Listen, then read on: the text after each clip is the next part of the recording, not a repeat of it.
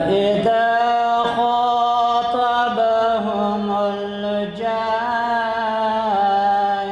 الجاهلون قالوا سلاما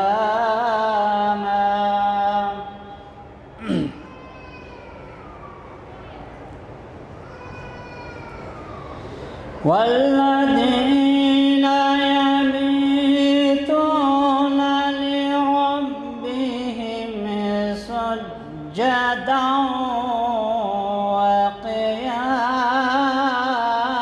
وقياما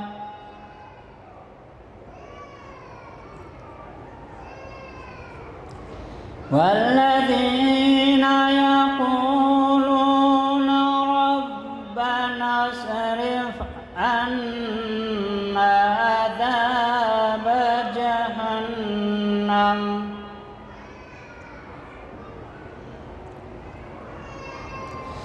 إن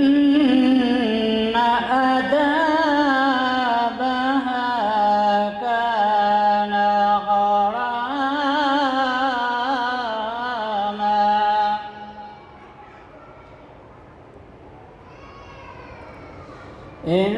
إنها ساءت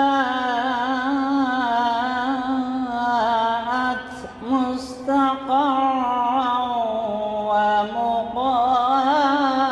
ومقاما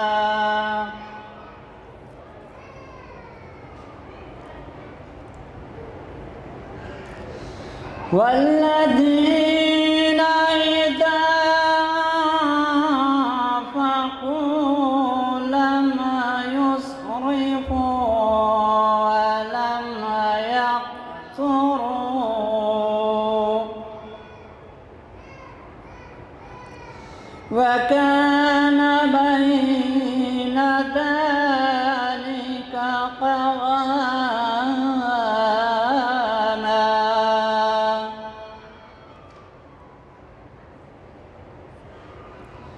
والذين لا يدعون مع الله إلها آخر ولا يقتلون النفس التي حرم الله إلا بالحق ولا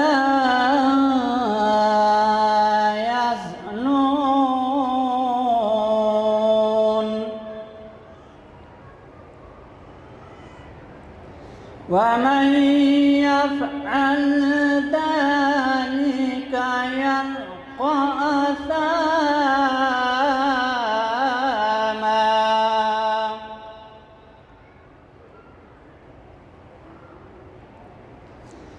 والذين لا يشهدون الزور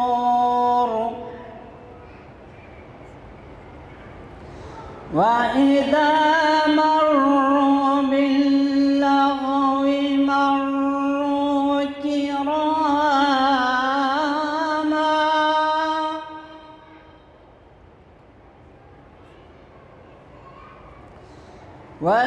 والذين إذا ذكروا بآيات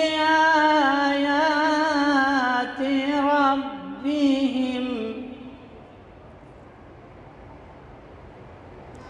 لم يخروا عليها سما وعميانا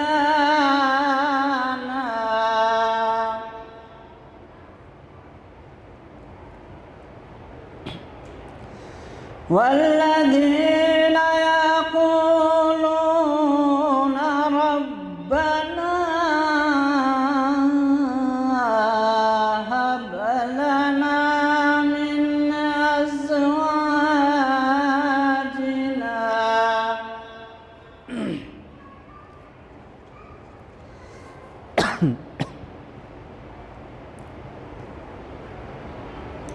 ربنا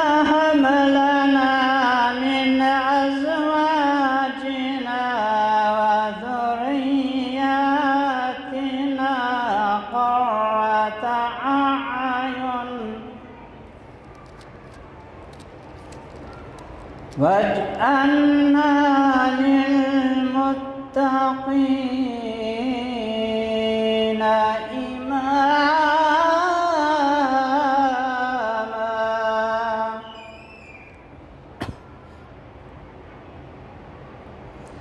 أولئك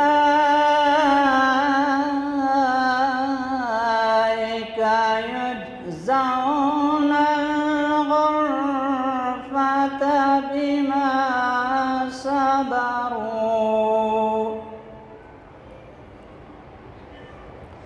ويلقون فيها تحية وسلاما.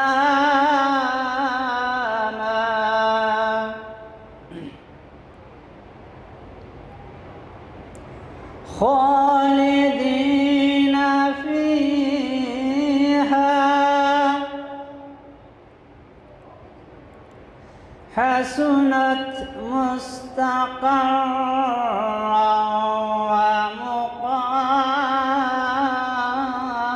ومقاما. صدق الله العلي العظيم. اللهم صل وسلم وزد وبارك على رسول الله وآله الأطهار. صلوات اللهم صل على محمد وآل محمد وعجل فرجه.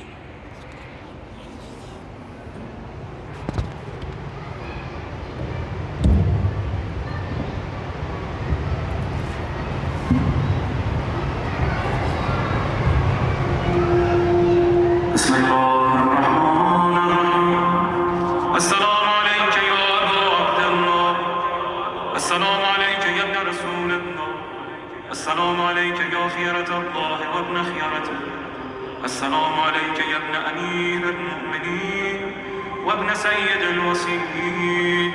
السلام عليك يا ابن فاطمة سيدة نساء العالمين. السلام عليك يا ثار الله وابن ثاره والوتر الموجود. السلام عليك وعلى الأرواح التي حلت بفنائك. عليكم مني جميعا سلام الله أبدا ما بقيت وبقي الليل والنهار. يا أبا عبد الله، لقد عظمت الرزية وجلت وعظمت المصيبة بك علينا وعلى جميع أهل الإسلام، وجلت وعظمت مصيبتك في السماوات على جميع أهل السماوات. فلعن الله أمة أسست أساس الظلم والجور عليكم أهل البيت، ولعن الله أمة دفعتكم عن مقامكم وأزالتكم عن مراتبكم التي رتبكم الله فيها، ولعن الله أمة قتلتكم، ولعن الله الممهدين لهم بالتمكين من قتالكم. بريت إلى الله وإليكم منهم ومن أشياعهم وأتباعهم وأوليائهم. يا أبا عبد الله، إني سلم لمن سالمكم وحرب لمن حاربكم إلى يوم القيامة. ولعن الله آل زياد وآل مروان، ولعن الله بني أمية قاطبة، ولعن الله ابن مرجانة، ولعن الله عمر بن سعد، ولعن الله شمرا، ولعن الله أمة أسرجت وألجمت وترقبت بقتال. بأبي أنت وأمي لقد عظم مصائبك، فأسأل الله الذي أكرم مقامك وأكرمني بك أن يرزقني طلب ثارك مع إمام منصور من أهل بيت محمد صلى الله عليه وآله. اللهم اجعلني عندك وجيها بالحسين عليه السلام في الدنيا والآخرة. يا أبا عبد الله، إني أتقرب إلى الله وإلى رسوله وإلى أمير المؤمنين وإلى فاطمة وإلى الحسن وإليك بمضالاتك وبالبراءة ممن قاتلك ونسب لك الحال، وبالبراءة ممن أسس أساس الظلم والجور عليكم، وأبرأ إلى الله وإلى رسوله ممن أسس أساس ذلك وبنى عليه بنيانه وجرى في عليكم وعلى أشيائكم، برئت إلى الله وإليكم منه، وتقرب إلى الله ثم إليكم بمبالاتكم ومبالاة وليكم، وبالبراءة من أعدائكم والناصبين لكم الحال، وبالبراءة من أشيائهم وأتباعهم. إني سلم لمن سالمكم، وحرب لمن حاربكم، وبدي لمن والاكم، وعدو لمن عاداكم. فأسأل الله الذي يكرمني بمعرفتكم ومعرفة أوليائكم ورزقني البراءة من أعدائكم أن يجعلني معكم في الدنيا والآخرة، وأن يثبتني عندكم قدم صدق في الدنيا والآخرة، وأسأله أن يبلغني المقام المحمود لكم عند الله، وأن يرزقني طلب ثاري مع إمام هدى طاهر ناطق بالحق منكم، وأسأل الله بحقكم وبالشأن الذي لكم عنده أن يعطيني بمصابيبكم أفضل ما يعطي مصابا بمصيبته، مصيبة ما أعظمها وأعظم رزيتها في الإسلام وفي جميع السماوات والأرض. اللهم اجعلني في مقامي هذا ممن تناله منك صلوات ورحمة ومغفرة. اللهم اجعل محياي محيا محمد وآل محمد، ومماتي ممات محمد وآل محمد. اللهم إن هذا يوم تبركت به بنو أمية وابن آكلة الأكبار، اللعين ابن اللعين على لسانك ولسان نبيك صلى الله عليه وآله، في كل موطن وموقف وقف فيه نبيك صلى الله عليه وآله. اللهم لعن أبا سفيان ومعاوية ويزيد بن معاوية، عليهم منك اللعنة أبد العابدين. وهذا يوم فرحت به آل زياد وآل مرحوم بقتلهم الحسين صلوات الله عليه. اللهم فضاعف عليهم اللعن منك والعذاب الأليم. اللهم إني أتقرب إليك في هذا اليوم وفي موقفي هذا وأيام حياتي بالبراءة منهم واللعنة عليهم وبالموالاة لنبيك وآل نبيك عليه وعليهم السلام. اللهم لعن أول ظالم ظلم حق محمد وآل محمد وآخر تابع له على ذلك. اللهم لعن العصابة التي جاهدت الحسين وشايعت وبايعت وتابعت على قتله. اللهم لعنهم جميعا. السلام عليك يا أبا عبد الله وعلى الأرواح التي حلت بفناء. عليك مني سلام الله أبدا ما بقيت وبقي الليل والنهار، ولا جعله الله آخر العهد مني بزيارتكم. السلام على الحسين وعلى علي بن الحسين وعلى أولاد الحسين وعلى أصحاب الحسين. اللهم خص أنت أول ظالم باللعن مني، وابدأ به أولا ثم العن الثاني والثالث والرابع. اللهم لعن يزيد خامسا، ولعن عبيد الله بن زياد وابن مرجانة وعمر بن سعد وشمرا وآل أبي سفيان وآل زياد وآل مروان إلى يوم القيامة. اللهم لك الحمد حمد الشاكرين لك على مصابه، الحمد لله على عظيم رزيته. اللهم ارزقني شفاعة الحسين يوم الغروب، وثبتني قدم صدق عندك مع الحسين وأصحاب الحسين الذين بذلوا وهجهم دون الحسين عليه السلام.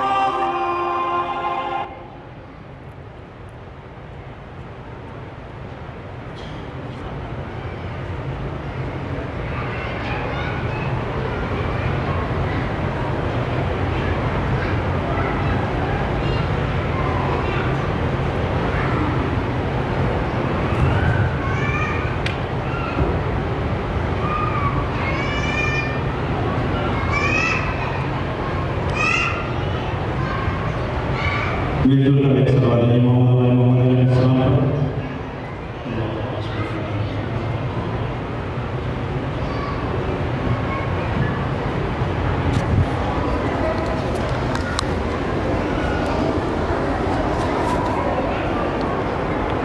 آج محرم کی پہلی تاریخ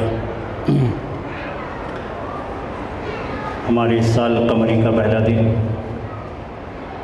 کہ جسے محمد والے محمد علیہ السلام کے ذکر سے ہم شروع کرتے ہیں. فضائل آل محمد اور گریہ پر مصائب آل محمد و حسین ابن علی. یہ چاند تمام غموں کو اپنے ساتھ لے کر ہمارے درمیان نمودار ہوا ہے اور 61 ہجری کا وہ سال کہ جس سال اعلان غدیر کے بعد پہلا سال کہ جس میں خداوند عالم نے اعلان غدیر میں تو خداوند عالم نے ارشاد فرمایا اکملت لکم دینکم و اتممت علیکم نعمتی و رضیت لکم الاسلام دینا کہ میں تمہارے دین سے آج تمہارا دین بھی کامل ہو گیا، میں تمہارے دین سے راضی ہو گیا اور آج کے بعد اس دین کی بقا کی ذمہ داری اہل بیت علیہ السلام کے ذمے ہوئی. اسی اعلان غدیر کے بعد 12 دن کا فاصلہ 18 ذی الحجہ تاریخ غدیر 18 ذی الحجہ اور پہلی محرم. آج 12 دن کا فاصلہ اور پھر 10 محرم شہادت امام حسین علیہ السلام. ادھر آیہ غدیر کے نزول میں خداوند عالم نے اس دین سے رضایت کا اعلان کیا اور اس دین کے کامل ہونے کا اعلان کیا اور 10 محرم کو علی کے لال نے اپنے خون سے اس دین کے حفاظت کی ذمہ داری پر مہر لگا دی کہ آج کے بعد اس دین کو کوئی نقصان نہیں پہنچا سکتا، آج کے بعد اس دین کا کوئی کچھ بگاڑ نہیں سکتا. بلکہ خداوند عالم جب حسین شہید ہوئے تو خداوند عالم نے ارشاد فرمایا اے نفس مطمئنہ کے خطاب دیا ہے امام حسین علیہ السلام کو. یہ پہلے شخص ہے 14 معصومین علیہ السلام میں بھی یہ واحد شخص ہے امام حسین علیہ السلام کی جسے خداوند عالم نے نفس مطمئنہ کا خطاب دیا. اے نفس مطمئنہ اپنے رب کی طرف پلٹ آ، تیرا رب تجھ سے راضی ہو گیا.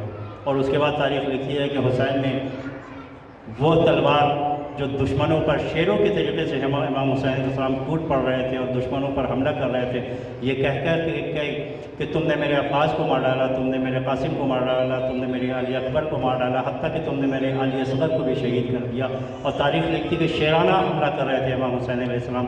لیکن جیسے ہی یہ آیت نازل ہوئی امام حسین علیہ السلام نے اپنی تلوار کو نیام میں رکھا اور اس کے بعد بھاگی ہوئی فوجیں سمٹی اور سمٹنے کے بعد امام حسین علیہ السلام کی شہادت، اسی شہادت پر گریا امام حسین علیہ السلام پر اور ان کے اولاد پر گریہ کرنے کے لیے جمع ہوئے ہیں ہم اور آپ اس عزاخانے میں. اس مجلس کے سلسلے کو آگے بڑھاتے ہوئے میں دعوت کلام دیتا ہوں جناب محمد حیدر صاحب قبلہ کو کہ وہ ممبر پر تشریف لائیں اور منظوم نذران عقیدت پیش کریں. آپ حضرات سے درخواست ہے کہ ایک صلوات سے ان کا استقبال فرمائیں. پر محمد والے محمد صلی اللہ علیہ وسلم.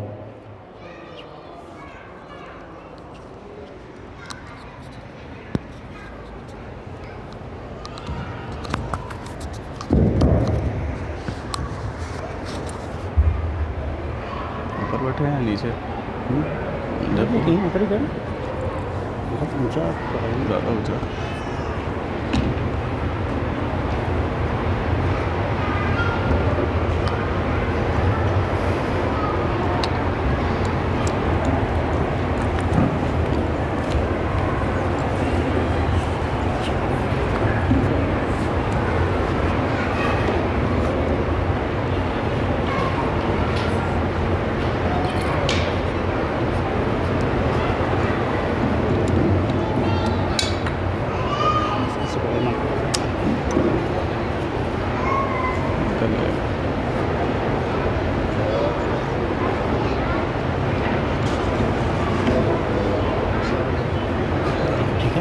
ہاں آگے بڑھا دیں. صحیح ہے. صلوات بر محمد و آل محمد. اللہم صلی علی محمد و آل محمد. سلام. السلام علیکم. سماعت فرمائیں گے کہ لٹی کن فضاؤں میں آل پیمبر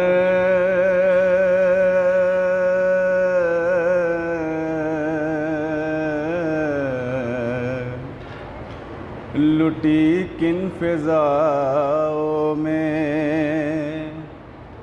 آل پیمبر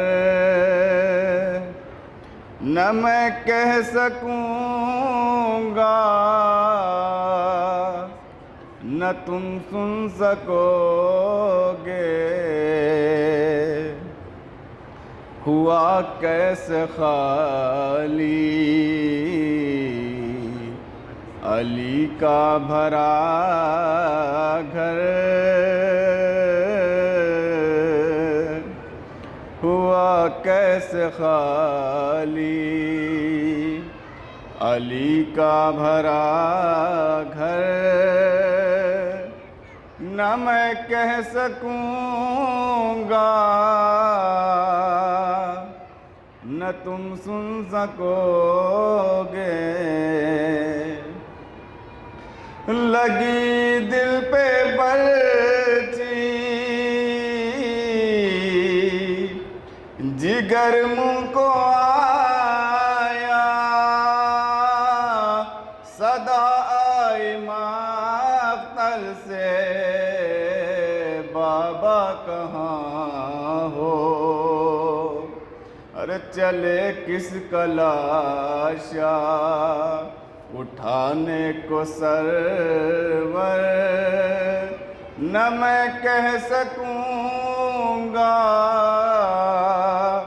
نہ تم سن سکو گے ہوا کیسے خالی علی کا بھرا گھر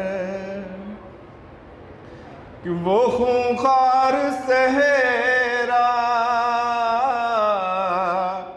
وہ وحشی ہوائیں وہ سنسان جنگل وہ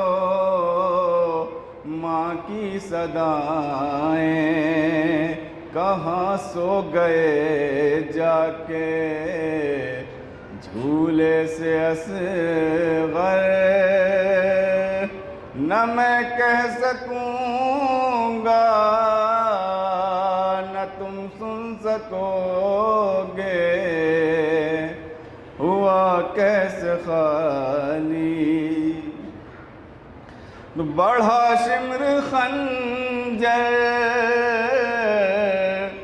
لیے کس کی جانب پکارا مقتل میں کس نے علی کو ارے نظر آیا سر کس کا نو کے سنا پر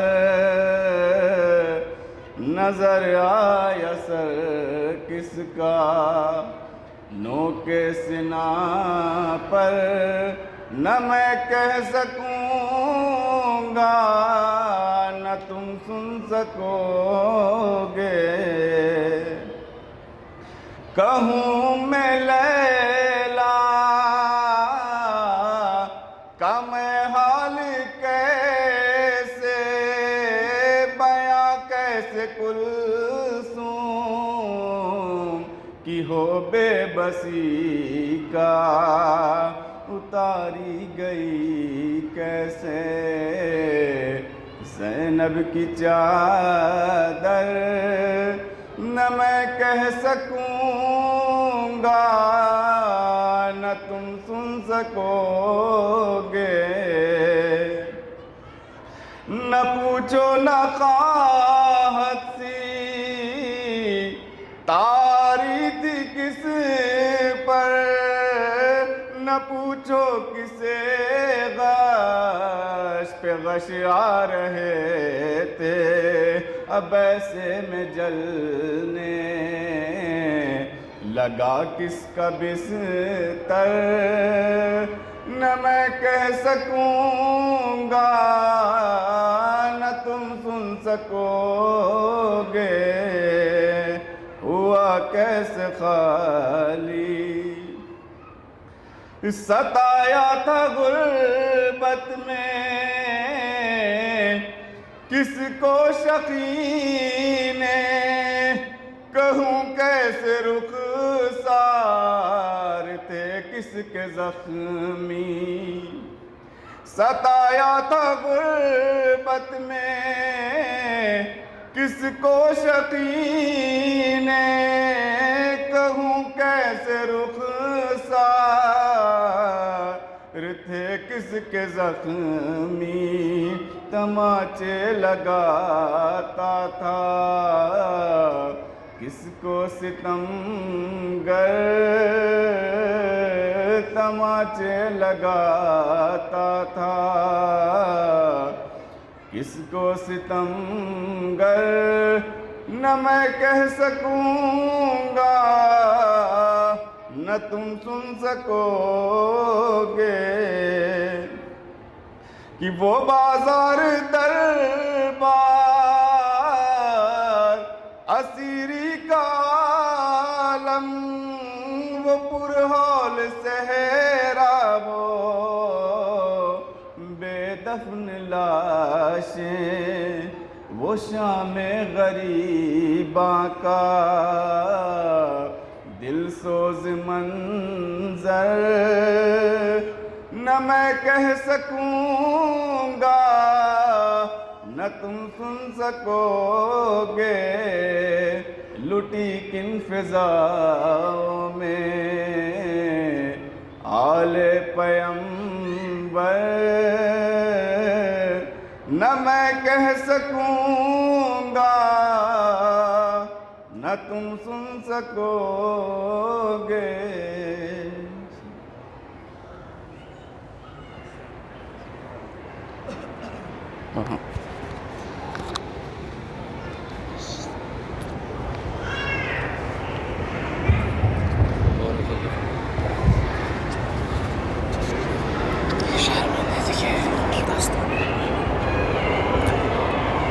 بہت اچھا کلام، بہت اچھے اشعار، بہت اچھی آواز،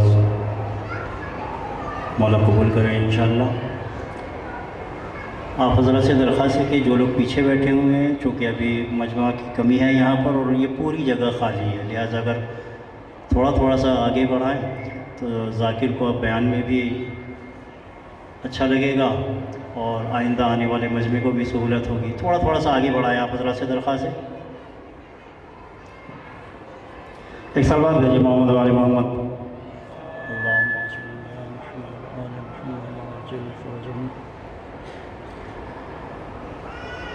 نور ہی نور سرے خیمے جاں رکھتے ہیں، نور ہی نور سرے خیمے جاں رکھتے ہیں، اپنی ہر سانس میں ہم روح ازاں رکھتے ہیں۔ نور ہی نور سرے خیمے جاں رکھتے ہیں، اپنی ہر سانس میں ہم روح ازاں رکھتے ہیں، اور ذکر شبیر سے ملتی ہے عبادت کو حیات، اپنے آنسو ہی نمازوں کو جمع رکھتے ہیں۔ ذکر شبیر سے ملتی ہے عبادت کو حیات، اپنے آنسو ہی نمازوں کو جمع رکھتے ہیں۔ انہی اشعار کے ساتھ میں دعوت دیتا ہوں ذاکر محترم حجت الاسلام والمسلمین سید شبیع العباس صاحب قبلہ سے کہ وہ ممبر پر تشریف لائیں اور مومنین کو اپنے کرام سے نوازیں۔ آپ حضرات سے درخواست ہے کہ ایک صلوات کریم کا استقبال فرمائیں۔ پر محمد وعلی محمد صلوات۔ آپ کا نام نہیں یاد آ رہا تھا۔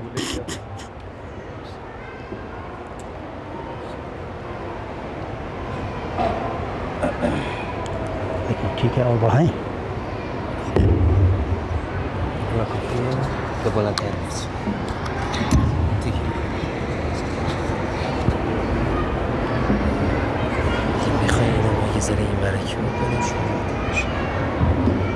Shit.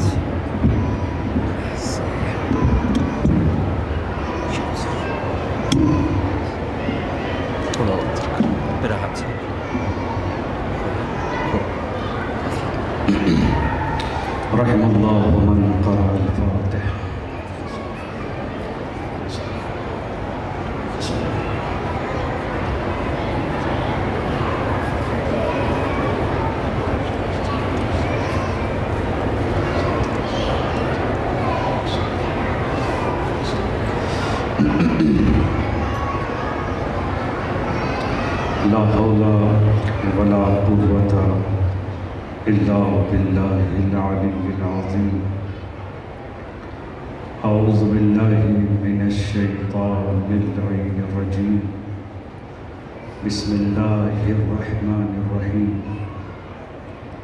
الحمد لله الذي هدانا لهذا وما كنا لنهتدي لولا أن هدانا الله لقد جاءت رسول ربنا بالحق والصلاة والسلام والتحية والإكرام على النبي الأمي القرشي الهاشمي مولانا ومولى الثقلين جد الحسن والحسين أبي القاسم محمد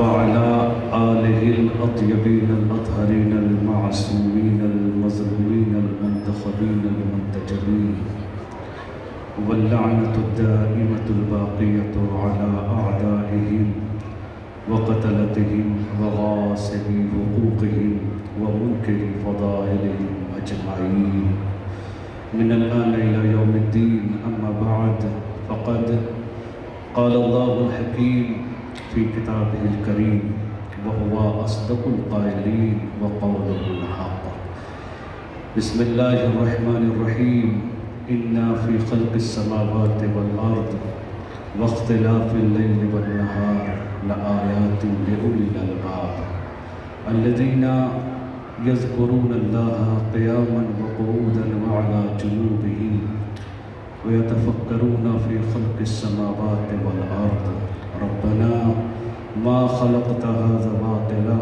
سبحانك فقنا عذاب النار صلى الله عليه محمد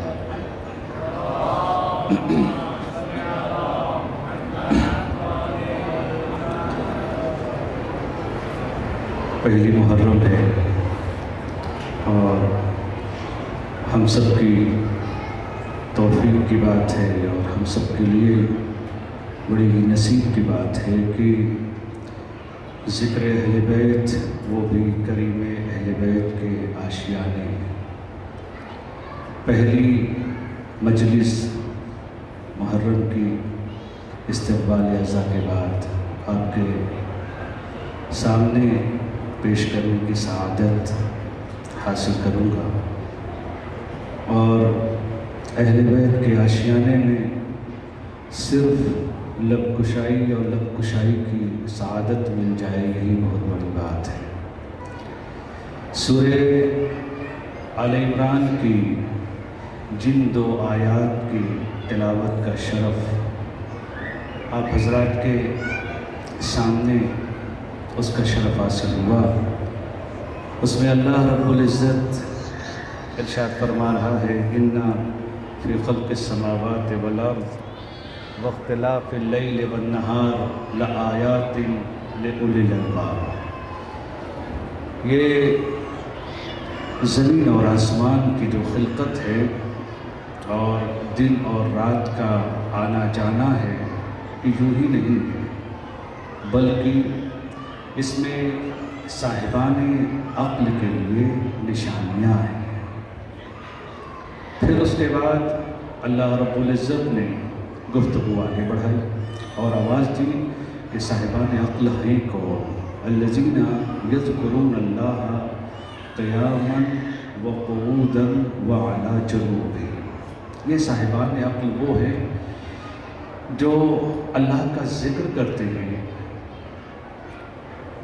کھڑے ہونے کی حالت ہو تو بھی وہ ذاکر خدا ہے، بیٹھنے کی حالت ہو تو بھی وہ ذاکر خدا ہے، اور کروٹوں کے بدلنے کے ساتھ بھی وہ اپنے پروردگار کا ذکر کرتے ہیں۔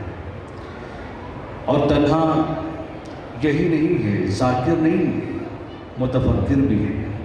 صرف ذکر نہیں ہے بلکہ تفکر ہے، ایک سوچ ہے، ایک اپنے وجود کے بارے میں، اس پوری کائنات کے بارے میں تصور کرتے ہیں، تفکر کرتے ہیں۔ وہ یتفکرون فی خلق السماوات والارض، اور وہ آسمانوں اور زمین کی خلقت میں تفکر کرتے ہیں، اور پھر جب تفکر کی انتہا پر پہنچتے ہیں تو ایک نتیجہ وہ اپنی زندگی کا نکالتے ہیں، ربنا ما خلقت ھذا باطلا، کہ پروردگار تو نے کوئی چیز فضول میں بنائی ہی نہیں، یعنی یہ جو نتیجہ ہے بس پیش یہ کیا جا رہا ہے کہ تو نے کوئی چیز باطل نہیں بنائی، عبث نہیں بنائی، فضول کی نہیں بنائی، یعنی اپنے ایمان کا محکم اعلان کرتے ہیں اور پھر آواز دیتے ہیں ہم نے اپنے کام کو پورا کیا، سبحانک تو پاک و پاکیزہ ہے، فقنا عذاب النار، ہمیں جہنم سے تو بچا ہے۔ یہ گفتگو ہے اور عنوان ہے آپ حضرات کے سامنے، بہرحال ایک ٹائٹل دیا جاتا ہے اور اس سے ذیل میں کچھ باتیں انشاءاللہ تعالیٰ آپ کے سامنے پیش کی جائیں گی کہ صاحبان عقل کون ہیں اور ذکر خدا۔ چونکہ ظاہری طور پر تو پوری کائنات کو اللہ نے جتنے بھی انسان ہیں جو خلقت کے اعتبار سے وہ سب ایک جیسے، کل میں نے آپ کے سامنے ذکر کیا، دیکھنے میں سب ایک جیسے ہیں، دو آنکھیں ہیں، ایک ناک ہے، ایک چہرہ ہے، لب ہیں اور وہی دانت ہیں، وہی کیفیت ہے۔ انسان کے دکھنے کے اعتبار سے فرق نہیں ہے، فرق ہوتا ہے عمل اور فکر کے اعتبار سے۔ جن قوموں نے عمل اور فکر کو اپنا عنوان بنایا زندگی کا، جن لوگوں نے اپنی فکر اور عمل کے اعتبار سے اپنے آپ کو آگے بڑھایا، وہی دنیا میں کامیاب ہوئے، ورنہ تو آپ سماج میں دیکھ لیں، ایک فقیہ میں اور ایک جاہل میں ظاہری اعتبار سے تو کوئی فرق ہوتا نہیں ہے، دکھنے کے اعتبار سے تو نبیوں میں اور امتی میں بھی کوئی فرق نہیں ہوتا ہے، دکھنے کے اعتبار سے علی اور علی کی امت میں بھی کوئی فرق نہیں ہے، دکھنے کے اعتبار سے ابو البشر اور بشر کے درمیان بھی کوئی فرق نہیں ہے، وہ پروڈکشن کا ایک سسٹم ہے، وہ سب ایک جیسے دکھتے ہیں، لیکن دکھنے میں اور ہونے میں فرق ہوتا ہے۔ ایک مرتبہ ہم دکھتے کیا ہیں اور ایک مرتبہ ہم ہوتے کیا ہیں، دونوں میں فرق ہے۔ جن لوگوں نے دکھنے کو ہی اپنی شباہت کا عنوان قرار دیا، ان لوگوں نے اپنے آپ کو نبی جیسا مان لیا کہ بھائی نبی کے بھی 2 آنکھ ہیں تو ہمارے بھی 2 آنکھ ہیں، نبی کے بھی 2 کان ہیں تو ہمارے بھی 2 کان ہیں۔ بھائی ظاہر سی بات ہے دونوں میں دکھنے کا جب کوئی فرق نہیں ہے، اور نبی بھی کہہ رہے ہیں کہ انا بشر مثلکم، میں تمہارے جیسا ہی بشر ہوں، مطلب بشریت کے اعتبار سے پیغمبر نے جب کہا کہ میں تمہارے جیسا ہوں تو ان کو لگا کہ یہ چونکہ ظاہر میں ہمارے جیسے ہیں تو ہمارے ہی جیسے ہیں، لیکن جس نے حقیقت نبوت کو سمجھا، جس نے حقیقت پیغمبری کو سمجھا، جس نے اپنی اعلیٰ ترین بلندی پر جا کر نبی کو دیکھا، جس نے علی ہو کر نبی کو دیکھا، پھر اس نے بھی نبی کو اپنے جیسا نہیں کہا، آواز دی میں نبی کے ادنا غلاموں میں سے ایک غلام ہوں۔ ایک صلوات پڑھ دے محمد و آل محمد۔ لہذا صاحبان عقل کی گفتگو یہیں سے آتی ہے، عقل کیا ہے۔ لہذا کل میں نے جو آپ کے سامنے، کل جو ہمارے دوست یہاں پر تھے وہ اس چیز سے مستحضر ہیں اور اس چیز کو جانتے ہیں، لیکن آج کل جو نہیں تھے اپنی گفتگو کو چونکہ پیچھے جانے میں پھر وقت جائے گا تو انشاءاللہ تعالیٰ آگے گفتگو کو۔ آج دنیا میں اگر کوئی اعتراض ہے تو اس کا مطلب یہ کہ اس کا بیک گراؤنڈ بھی ہے، بے سبب کوئی اعتراض نہیں ہوتا ہے۔ ہاں گلفام صاحب ایسا ہی ہے، بے سبب کوئی اعتراض تو ہوتا نہیں ہے، تشریف لائیں، بے سبب کوئی اعتراض کہیں دنیا میں ہوتا نہیں ہے۔ اگر اعتراض ہے تو اس کی وجہ بھی ہے، اگر اعتراض ہے تو اس کا سبب بھی ہے۔ ہمیں اعتراضات سے اپنے دامن کو بچانا نہیں ہے۔ اسلام کا، میں نے عرض کیا، اسلام کا ایک طرۂ امتیاز یہ تھا کہ اس نے زبانوں کو روکا نہیں ہے بلکہ زبانوں کو اپنے علم اور شعور سے جواب دیا ہے۔ اگر آپ نے ڈنڈے کے زور پر کسی کو بولنے سے روک دیا تو یہ آپ کا ہنر نہیں ہے، اگر آپ نے کسی کو ڈرا دیا کہ وہ اعتراض نہ کر پائے تو اس کا مطلب یہ آپ کا ہنر نہیں ہے۔ کمال آپ کا تب ہے کہ جب آپ اعتراضات کو سنیں اور سامنے والے کے اعتراض کا جواب دیں، یہی علی کی سیرت ہے۔ یہ سقیفائی مزاج ہو سکتا کرتا ہے کہ جہاں پر کوئی ہمارے مزاج کا نہیں ہے تو یا زندانوں میں ڈلوا دو یا قید خانوں میں ڈلوا دو، ہاتھ پاؤں کٹوا دو۔ علی کا تو ترہ امتیاز نہیں تھا، اگر میرے اندر تم کو کوئی کمی دکھتی ہے تو میں ممبر پر ہوں، ممبر سے پیچھے بیٹھنے والا، نیچے بیٹھنے والا ہر انسان کو یہ حق ہے کہ وہ اعتراض کر سکے، چونکہ جہاں اعتراض کا جواب نہیں ہوتا ہے وہ جہالت کی دلیل ہوتی ہے۔ جہاں انسان اپنے استدلال کے ذریعے سے اعتراض کرنے والوں کے زبانوں کو روک دے، وہی مکتب اہل بیت کا ترہ امتیاز ہے۔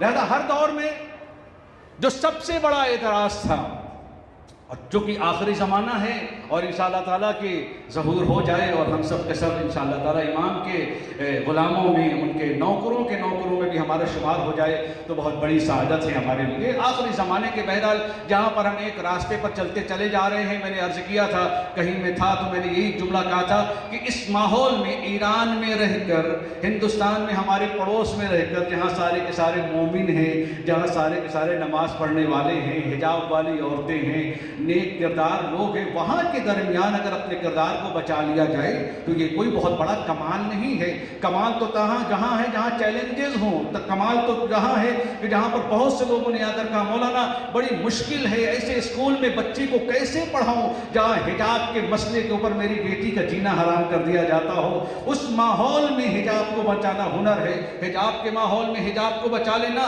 یا یوں کہا جائے کہ جہاں پر بازار حلال کے ہوں وہاں حلال کا کھانا ہنر نہیں ہے، جہاں حلال کو تلاش کرنے کے لیے سر کا پسینہ پیروں کو جاتا ہو وہاں پر اپنے پیٹ کو حرام سے خالی رکھنا یہ ہنر ہے۔ ایسا تو نہیں ہے کہ ہر ماحول میں ایک جیسا ہو جائے، لہذا اعتراضات تو آپ کے اوپر آئیں گے، اور اعتراضات کا سبب ہے دنیا کی سب سے زیادہ پاپولیشن مسلمانوں کی اور سب سے زیادہ پیچھے مسلمان۔ اعتراض تو ہوگا سارے بھائی، اعتراض تو ہونا لازمی ہے، اعتراض نہ ہوگا۔ دیکھیں میں نے عرض کیا کہ اعتراضات تو آپ کو جھیلنے پڑیں گے، اعتراضات سے آپ دامن نہیں چھوڑا سکتے ہیں، لیکن اعتراضات کا جواب دینے سے پہلے ضروری ہے کہ ہم تاریخ کو پڑھیں اور یہ دیکھیں کہ وہ لمحے کون تھے کہ جن کی وجہ سے صدیوں نے مصیبتیں اٹھائی ہیں۔ وہ کون سا معرکہ تھا جہاں پر ہمیشہ آنے والی قوموں کو تانے سہنے پڑیں گے؟ قرآن ہمارے پاس، 1,24,000 نبی ہمارے پاس، بہترین طبیب عیسیٰ ہمارے پاس، بہترین یحییٰ ہمارے پاس، موسیٰ جیسی صلاحیت والا نبی ہمارے پاس، محمد عربی جو تمام نبیوں کا نمائندہ اور رئیس ہے وہ ہمارے پاس، اور یا یوں کہا جائے موسیٰ، آدم، عیسیٰ، ہر ایک نبی کے تمام اگر نچوڑ کو پیش کیا جائے، جس کو ایک نقطے میں آ کر اللہ نے تمام صلاحیتوں کو لا کر اکٹھا کر دیا، وہ ذات علی کی ہمارے پاس ہے، تو پھر ہم بھٹکتے ہوئے نظر کیوں آ رہے ہیں؟ آپ کو اعتراض جھیلنا پڑے گا، آپ کو سوال کیوں نہیں کہا جائے گا کہ ہم بس جنت ہماری ہے چونکہ ہم علی کے چاہنے والے، یقیناً اگر جنت علی کو چاہنے والوں کو نہیں ملے گی تو کیا ابی سفیان کی اولاد کو چاہنے والوں کو ملے گی؟ لیکن ایک سوال تو اٹھے گا، اگر تم نے ہمارے نقش قدم پر قدم رکھ کے آگے بڑھایا تھا، علی نے تو کسی کے سامنے سر نہیں جھکایا تھا، تو علی کے چاہنے والے سر کیوں جھکا رہے ہیں؟ علی نے تو کسی کے سامنے ہاتھ نہیں پھیلائے تھے، علی تو اس دنیا میں عطا کرنے کے لیے آیا تھا، تم نے مطالبہ کیوں کیا؟ سوال اٹھے گا اور یہ ہونا بھی چاہیے، اور جہاں پر یہ سوال نہ اٹھے تو اس کا مطلب نقص ہے۔ سوال اٹھا کہ بہرحال ایک جو سب سے بڑا سوال کہ قرآن نے مسلمانوں کو پیچھے کیا ہے، یہ اعتراض ہے۔ میں نے بار بار اس لیے کہہ رہا ہوں کہ ایسا نہ ہو کہ یہ ہو جائے کہ مجھے اعتراض نہیں، میں اعتراض نقل کر رہا ہوں، اس کا جواب دوں گا۔ قرآن نے مسلمانوں کے پیچھے کر دیا، مسلمانوں کی بدبختی کی وجہ قرآن ہے، اور ہر دور میں اعتراض ہوتا تھا، آج بھی آپ دیکھیں ذرا سا بھی پروٹیسٹ ہوتا ہے تو سیدھا قرآن اور اہل بیت کی سیرت کے اوپر حملہ شروع ہو جاتا ہے، کیونکہ میں نے عرض کیا تھا ظاہر بین لوگ دقیق نہیں ہوتے، جو ظاہر بین ہوتے ہیں وہ دقت نظر نہیں رکھتے۔ ایک انسان اگر کسی کے، میں نے عرض کیا تھا، ایک انسان اگر کسی کے گھر کے بچوں کو برا دیکھے تو یہ نہیں سوچتا ہے کہ ہو سکتا ہے ماں باپ نے محنت کی ہو، بچہ خود بخود برا ہے، نہ، پہلے لوگ یہ سوچتے ہیں گھر کا بچہ یہ گھر کا آئینہ ہے، اس کا مطلب پس منظر وہی ہے جو منظر پہ ہے، جیسا ماحول ہے وہی بیٹا ہے۔ تو لہذا سب سے پہلے انہوں نے اعتراض کیا کہ چونکہ اسلام نے مسلمانوں کو سوائے علم دین کے کوئی علم سیکھنے کی اجازت ہی نہیں تھی، بس خالی مولانا بن جاؤ، لہذا یہی بن گئے تو تم کافی ہو۔ اسلام صرف علم دین کا، اس کی حیثیت کا، اس کی اہمیت کا قائل ہے۔ لہذا آپ دیکھ لیں، میں ایک مثال دور کی نہیں کروں، میں نے خود اس کا مشاہدہ کیا ہے۔ آج بھی فکر ہماری وہی ہے، آج بھی ہماری فکر وہی ہے۔ مدرسے کے نام پر تو چندے دے دیے جائیں گے، آپ کالج کھول لیجیے گا، 1 روپیہ ہاتھ میں رکھنے والا کوئی نہیں ہے آپ، یہ حقیقت ہے۔ چونکہ ذہنوں میں یہ ڈال دیا گیا ہے، اور یہی ہے کہ علم یعنی علم دین، بغیر اس کو سمجھے ہوئے کہ علم دین ہے کیا، کہ یہ رسائل ہے علم دین، مقاصد ہے علم دین، کفایہ ہے علم دین، لمائے علم دین، یہ ہے علوم دین، یا علم دین کچھ اور ہے؟ توجہ چاہتا ہوں، علم دین کچھ اور ہے۔ لہذا ہر دور میں 2 طریقے کے علم ہمارے سامنے پیش کیے گئے، ایک وہ جو دین علم کا ہے، علم کا دین ہے، اور ایک وہ جس کو اسلام نے فرض قرار دیا، ہمارا علم دین، اور ایک فضل قرار پایا۔ پیغمبر اسلام مسجد میں داخل ہو رہے ہیں، توجہ چاہتا ہوں، مسجد میں داخل ہو رہے ہیں، اچانک دیکھا کہ بھیڑ لگی ہوئی ہے۔ جو ہمارے یہاں ہندوستان پاکستان میں آپ جانتے ہوں گے کہ مجلس میں آنے کا چاہے ٹائم ہو یا نہ ہو، مداری کا کھیل دیکھنے سب پہنچ جاتے ہیں، ٹھیک ہے، اچھے کلاسز آپ رکھوا کے دیکھ لیجیے، اس میں جانے کا کسی کو ٹائم نہیں ہے، لیکن اگر آپ جو ہے وہ ایسی چیزیں جس میں لہو و لعب کی ہوں، آپ کو مجمع مل جائے گا، ادھر آپ پیسے دیجیے تو بھی نہیں آئیں گے، ادھر بن بلائے آ جاتے ہیں۔ وہاں پر بھی یہی ہوا کہ پیغمبر کی بزم ہے، پیغمبر کے چاہنے والے ہیں، آ کر دیکھا تو بھیڑ لگی ہوئی ہے۔ پیغمبر نے پوچھا کہ کیا ہوا، اتنا مجمع، یا یوں کہوں زبان حال یوں پیش کروں، اتنا مجمع تو خطبے میں بھی نہیں ہوتا، یہ مسجد کے باہر اتنا مجمع کیسے اکٹھا ہو گیا؟ کہا یا رسول اللہ، یہ جو آیا ہے یہ نسب کو بہت اچھا جانتا ہے، عالم انصاب ہے، یہ نسلوں کو پہچانتا ہے، شجروں کو پہچانتا ہے، خون کو پہچانتا ہے۔ آج بھی ہمارے ہاں بہت سے ہو جائیں گے دین کی دال سے واقفیت نہیں ہے، لیکن شجروں کو بہت اچھا علم ہوتا ہے، ان کو یہ پتا ہوتا ہے کہ 10ویں پشت پہلے اس کے باپ نے کیا خطا کی تھی، اس کے خاندان میں کیا خطائیں پیش آ گئی تھی، اس کے اوپر بڑا ناز کرتے ہوئے آپ کو مل جائے گا۔ پیغمبر نے ایک جملہ کہا، اور میں اسی جملے کے ساتھ اس اعتراض کا جواب آپ کو دینا چاہوں گا کہ جس پر اعتراض کیا جا رہا ہے کہ دین صرف علم کا ہے، اس کے علاوہ دین علم دین کے سوا علمی میاں کوئی علم نہیں ہے۔ اعتراض کیا ہے؟ پیغمبر نے 2 جملوں میں اس کا جواب دیا، کہا وہ علم ہے جس کا فائدہ، جس کے رکھنے کا فائدہ ہو اور جس کے نہ رکھنے کا نقصان ہو۔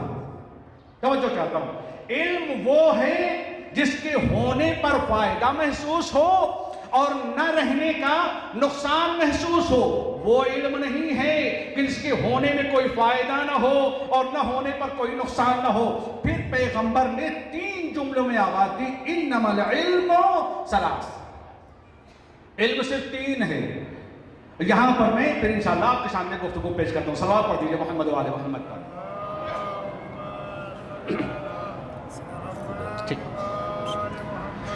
علم صرف 3 ہے، کون سا؟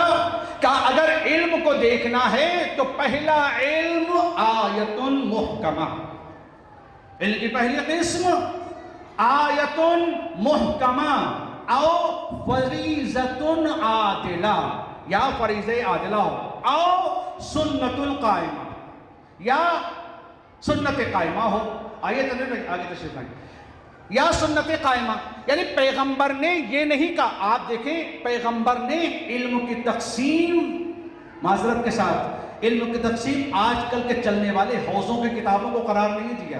میں ایک بات آپ کے سامنے پیش کر دوں، علم کیا ہے پیغمبر نے اس کو پیش کیا، ڈیفائن ہم کو کرنا ہے، تلاش ہم کو کرنا ہے، حاصل ہم کو کرنا ہے کہ علم دین ہے کیا۔ کہا علم 3 ہے، باقی اگر تمہارے پاس کچھ بھی ہو تو فضل ہے، فرض نہیں ہے۔ لہذا تم پہلی چیز کیا ہے؟ آیت محکمہ۔ کیا وہ آیت محکمہ کیا ہے؟ کہ عقیدوں کا علم، عقیدوں کا علم، یعنی وہ علم دین ہے جس کے ذریعے سے تم توحید کی اقدار کو حاصل کر لو۔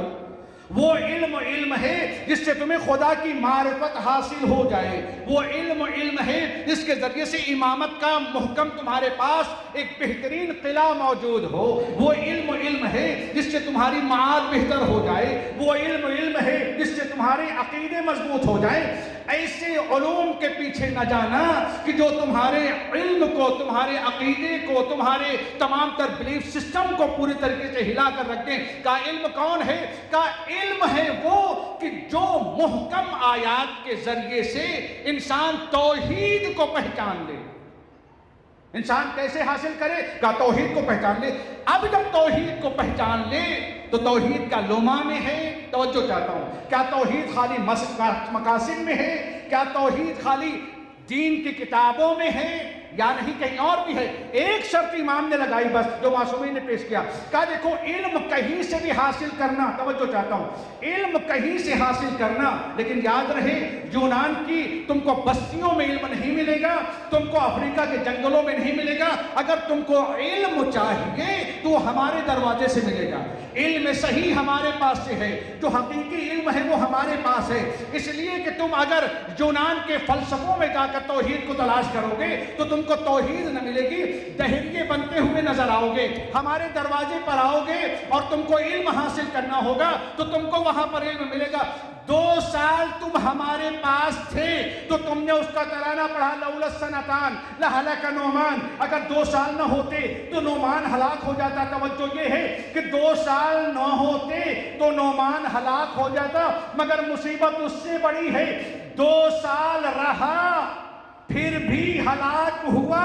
امام نے پوچھا کیسے فتوے دیتے ہو؟ سنا ہے ابو حنیفہ تم فتوے دیتے ہو، تمہارا نام امام اعظم ہو گیا ہے، فتوے دینے شروع کر دیے ہیں، تم نے کہاں سے فتویٰ دیا؟ کہا مولا جہاں تک ہم کو ملتا ہے وہاں ہم فتوے دیتے ہیں، جہاں پر کوئی دلیل نہیں ملتی ہم قیاس کرتے ہیں، وہاں پر چگ بندی کرتے ہیں، وہاں پر کڑی سے کڑی ملاتے ہیں، وہاں پر اپنی عقل کو بروئے کار لے کر آتے ہیں۔ امام نے ایک لمحے کے لیے اس کی عقل کو روکا اور آواز دی ابو حنیفہ دیکھو قیاس نہ کرو، اول من قاسا ہوا ابلیس، جس نے سب سے پہلے قیاس کیا وہ ابلیس تھا۔ امام نے اپنے دبے لفظوں میں ایک پیغام دنیا کو دینا چاہا ہے، ابو حنیفہ جب تک تو میرے دروازے پر تھا تب تک تیرے اندر انسانیت موجود تھی، تو نے میرا در کا چھوڑا، ابلیس بن گیا۔ صلوات پڑھ دیجئے محمد و آل محمد پر۔ تم قیاس کرو گے جو کہ تمہارے پاس علم ہی نہیں ہے، کہاں سے قیاس کر رہے ہو؟ قیاس دین میں قیاس نہیں ہے۔ چاول بناتے ہوئے ایک چاول کو دیکھ کر قیاس کرو، فتوے دینے میں قیاس نہیں کرنا، چونکہ یہ فتوہ تمہارے گھر کے کھچڑی نہیں ہے، یہ دین الہی ہے، یہاں پر تمہارا نظریہ نہیں چلے گا، یہاں پر الہی مشیت چلے گی۔ لہذا فوراً روکا امام نے اور کائنات کو ایک پیغام دیا، اور وہ کیا ہے؟ کہا دیکھو قیاس نہیں کرنا، ہمارے دروازے جو علم ملے گا وہ ہمیں تم کو ہمارے دروازے سے ملے گا۔ امام نے کیا فرمایا؟ اور جس کی پانچویں امام نے بھی بات کہی اور امام نے بھی، رسول اللہ نے پیش کیا کہ آیت محکمہ، علم کیا ہے؟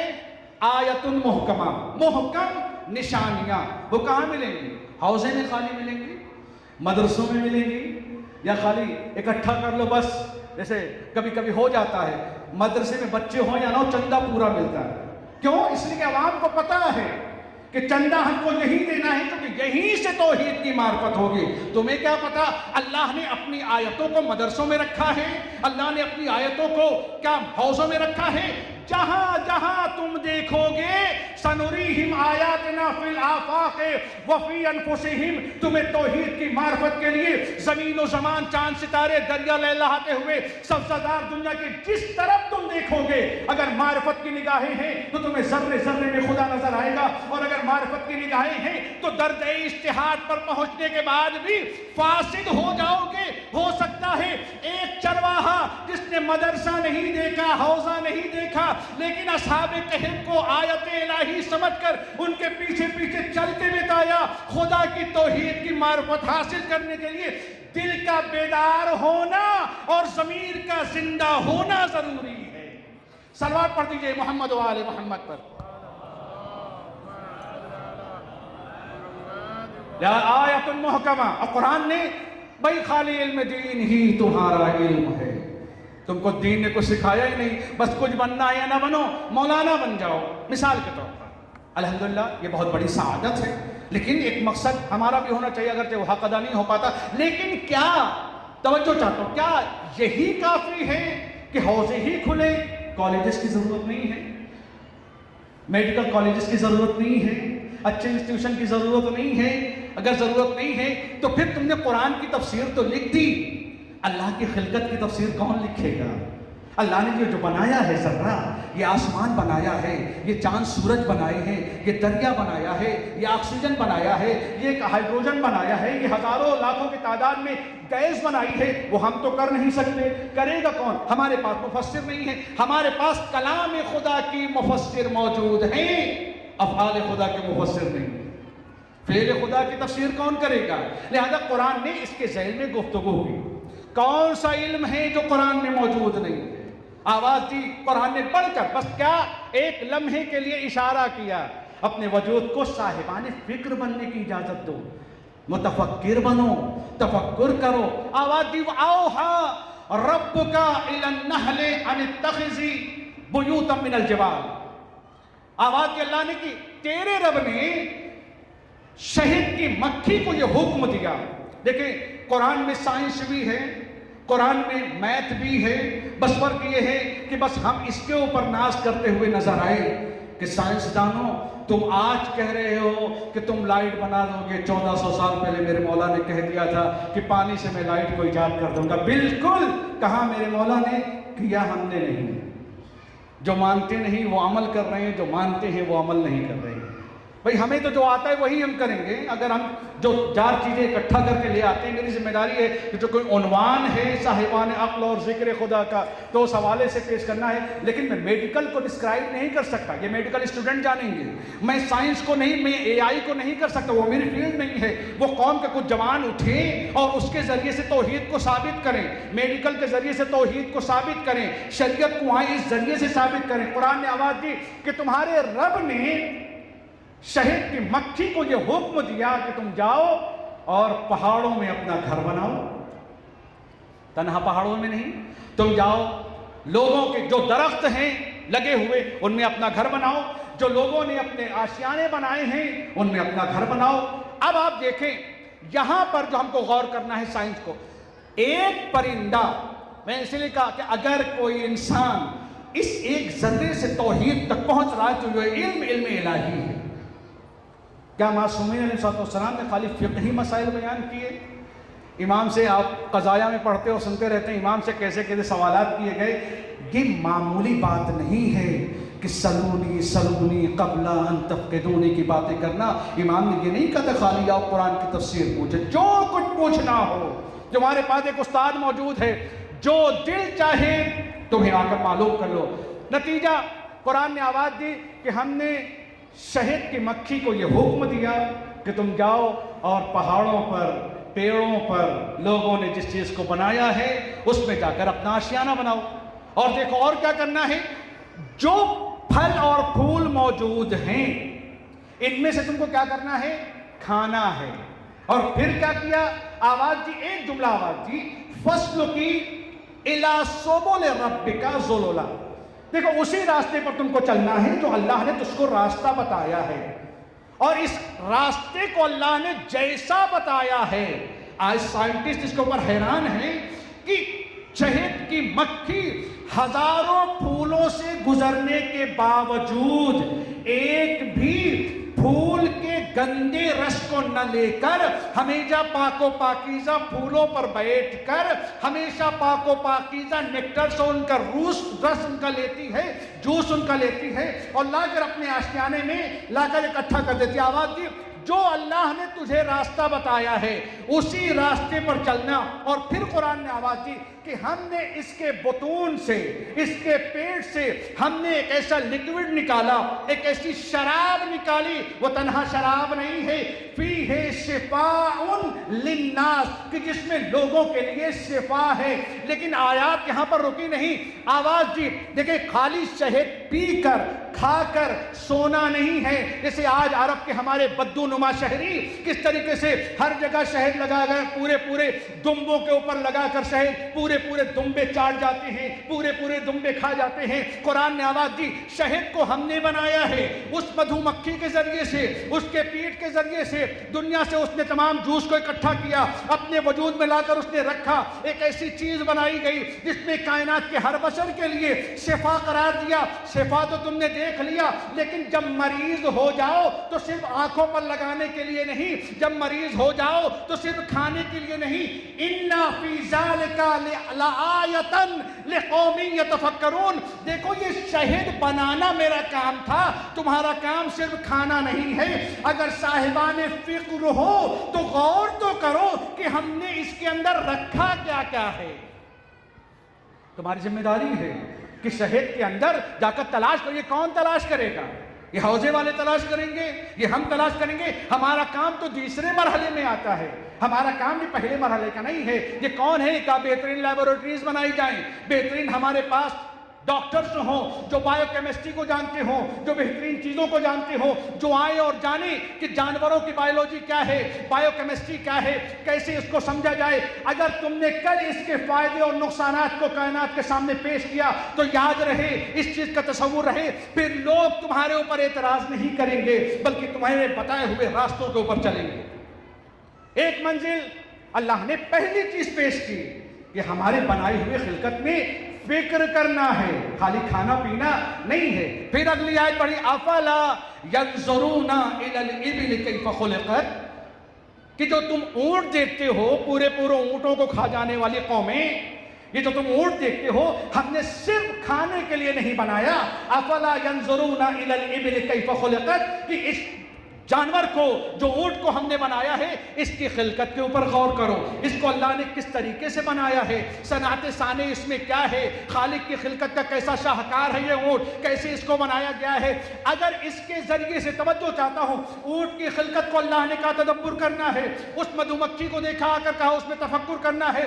پھر اور آیتیں آگے بڑھی اور کہا دیکھو ہر چیز میں تم کو غور کرنا ہے، ہر مزاج میں تم کو فکر کرنا ہے، اور جا کر دیکھو کوئی چیز اگر سمجھ میں نہ آئے تو کم سے کم ایک قصہ تو تم ہمیشہ سنا کرتے ہو۔ ایک ایسا نبی ہے جو اپنے تخت کو لے کر ہواؤں کے اوپر ہمیشہ گھوما کرتا ہے، ہمیشہ جایا کرتا ہے۔ وہ کوئی آسمانی مخلوق نہیں تھی، اسی زمین کی مخلوق تھی۔ داؤد کا بیٹا سلیمان تھا جو ہوا کے دوش کے اوپر اپنے تخت کو لے کر اڑا کرتا تھا۔ بہت آسانی سے جواب مل جائے گا، وہ نبی تھے، اللہ نے کرامت دی تھی، اللہ نے معجزہ دیا تھا کہ وہ ہواؤں کے دوش پر لے کر چلے۔ چلو سمجھ میں آ گیا، اگر ہواؤں کے دوش پر سلیمان لے کر چلتے ہیں، آصف ابن برخیہ تو نبی نہیں ہے، عفریت من الجن تو نبی نہیں ہے، کہ جب جناب سلیمان کو یہ پتا چلا کہ ملک سبا کے اوپر ایک شہزادی حکومت کر رہی ہے، آپ نے سنا کہ اس کا تخت بہت بڑا ہے، کہا کون ہے جو اس کے تخت کو لے کر آئے؟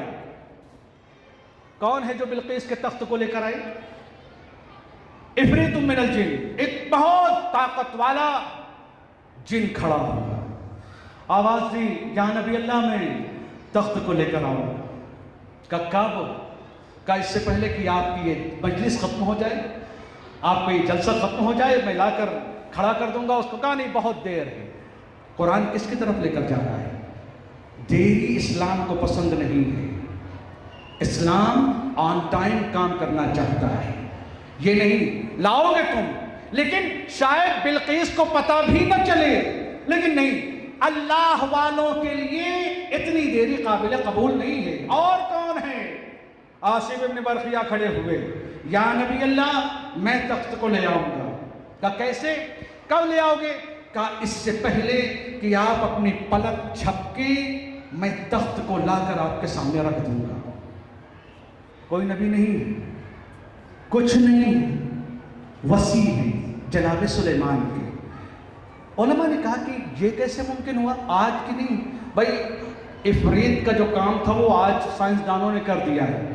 یمن سے لے کر فلسطین کا فاصلہ 2 گھنٹے میں طے کر دیا، جہاز بنا ڈالے، جو عفریت کرنا چاہ رہا تھا۔ اسلام چاہتا اس سے اور آگے بڑھو، آصف ابن برخیہ کا کمال حاصل کرو، لمحوں میں ترقیات کی طرف جاؤ، لمحوں میں کمال کی طرف جاؤ۔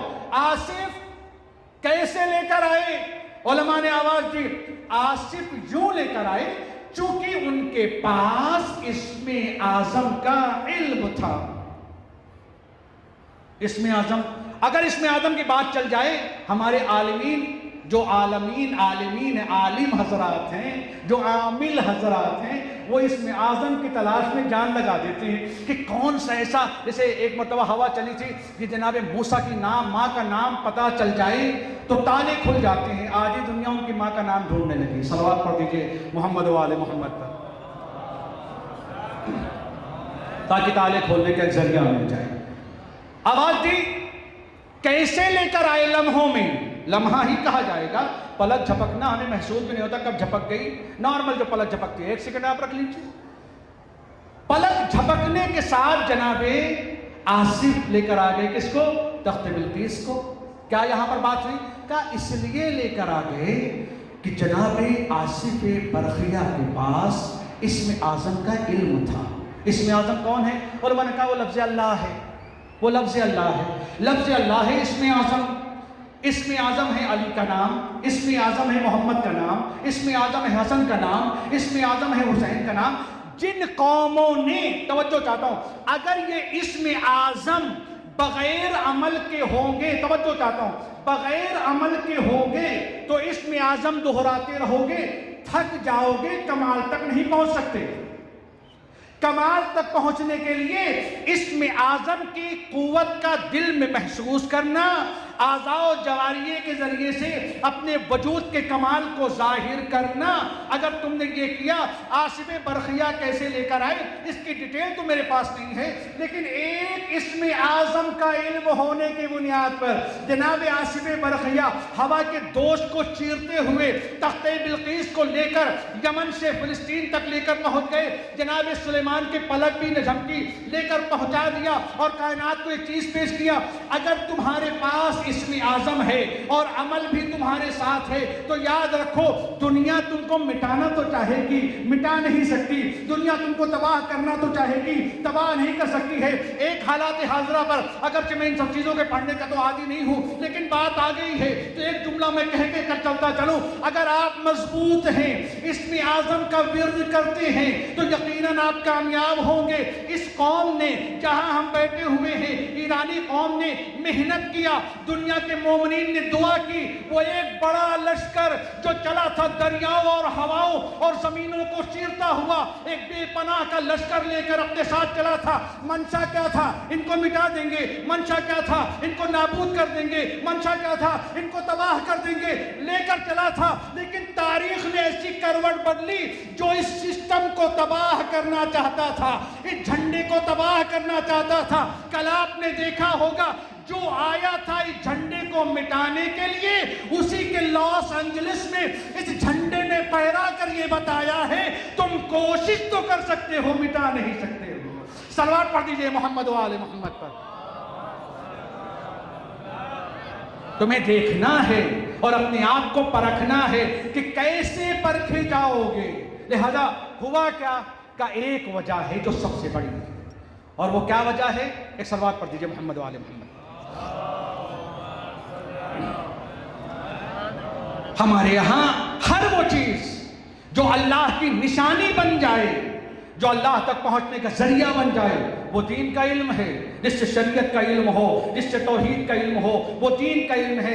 آواز دی آیت محکمہ جس کے ذریعے سے تم اللہ تک پہنچ سکتے ہو. ایک ہو سکتا ہے ایک انسان حوضے میں ساری زندگی رہے لیکن خدا کو نہ پہچان پائے، ممکن ہے.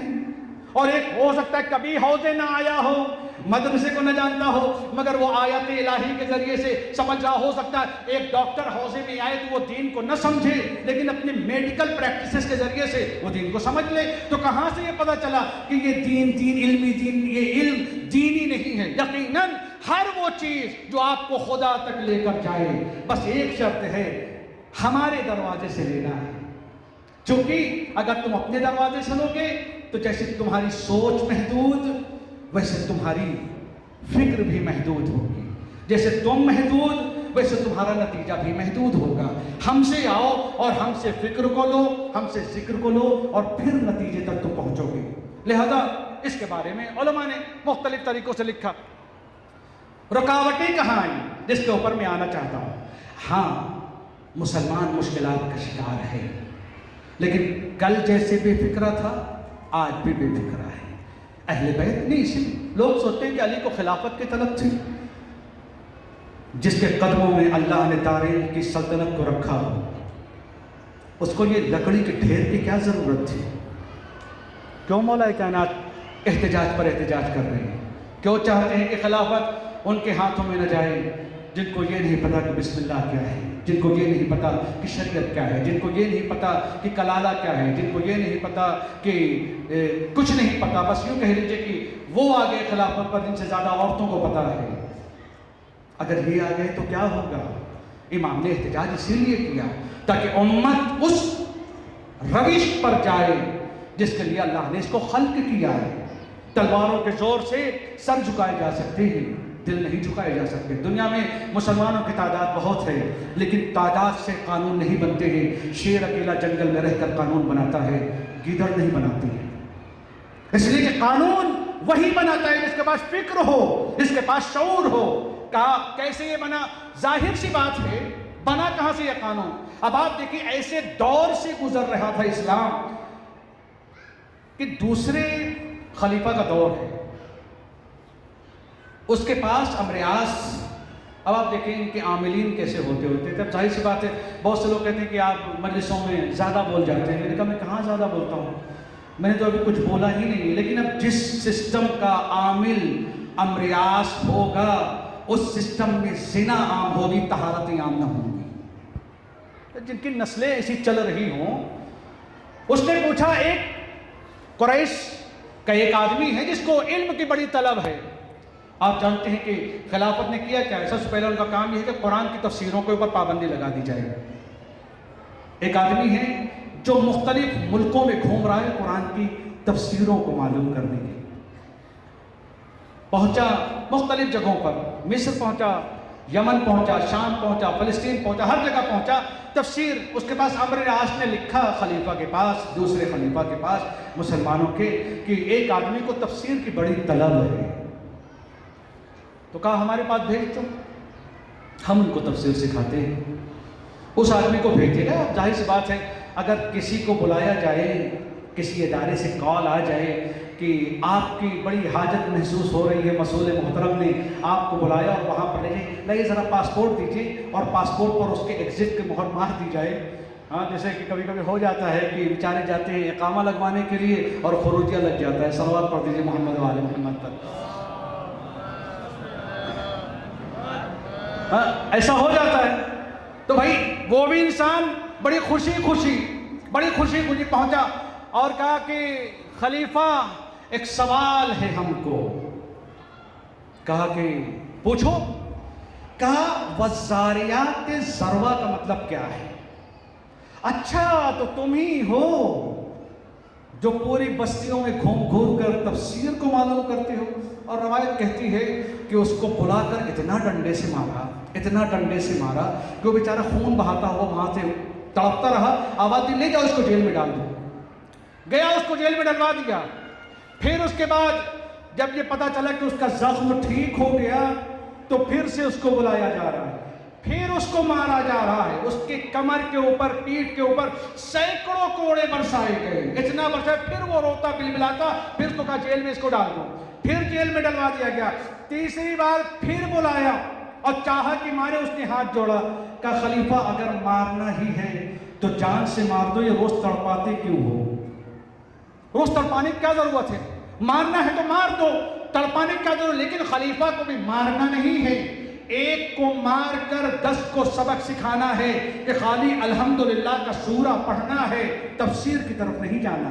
قرآن کو پڑھنا ہے، رٹو بنو، حافظ بنو، چٹورے بنو، قرآن کو پڑھ کے دنیا میں تلاوتیں کر کے دنیا کو حاصل کرنے کا ذریعہ بناؤ۔ ہم تراویح بناتے ہیں، تم قرآن کو حفظ کرو تاکہ تمہارا روزگار چلتا رہے، لیکن قرآن کی تفسیر کے تمہارے پاس معلومات نہیں ہونی چاہیے۔ اس کی وجہ ہے قرآن تو گونگا ہے، قرآن تو بے زبان ہے، اس کی لازبانی میں ہم جیسی زبان چاہیں گے ڈال دیں گے۔ تفسیر کے پیچھے جاؤ گے تمہیں علی نظر آئے گا، تعویل کے پیچھے جاؤ گے تمہیں علی نظر آئے گا، اور جب تمہاری زندگی میں علی نظر آئے گا تو تمہارے وجود سے خواب دور ہوگا، بیداری آئے گی، اور ہم امت کو بیدار نہیں دیکھنا چاہتے۔ ہمیں تم کو بیدار نہیں دیکھنا، تم سب کے سب سوتے رہو. اور اس کو مار دیا، یہاں تک کہ اس کو بھیج دیا بصرے کی طرف، پھر سے بائیکاٹ کروا دیا.